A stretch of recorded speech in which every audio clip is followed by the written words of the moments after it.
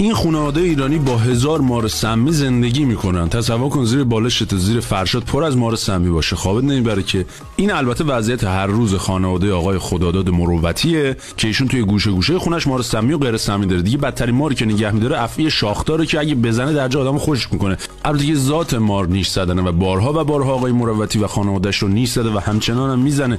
کجای اسکر که ببینی مارها بهت خیانت کردن دیگه یکی دیگر رو میزنن. ولی اینم بگم زهر هیچ ماری به بدن خانواده مروتی کارساز نیست و این عزیزان خیلی راحت در کنار مارها زندگی میکنن.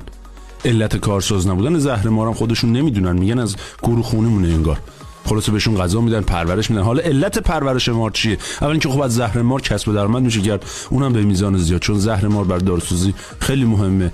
بخشی از مارهای در حال انقراض با هماهنگی محیط زیست نگهداری و بعد از جفتگیری آزادسازی میکنن. حالا یا عشق یا هر چیزی که اسمش میشه گذاشت درآمد داره دیگه. خود آقای مروتی میگه از بچگی باشون خو گرفتم، تنها مشکلی هم که نگهداری از مار براشون به وجود آورده دور شدن اقوام فامیلی، که به نظر من این اصلا مشکل نیست. خیلی بهتر آقا جان. اتفاقا انقدری که فامیل سمیه و مار سمی نیست.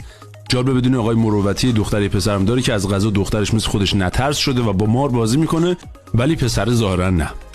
یعنی خداوکیلی مار رو من 100 متری میبینم فرار میکنم. کیا مثل من از مار میترسن؟ دوست دارم یک جمله خانواده آقای مروتی رو مهمون کنید این پایین. دافظ شما.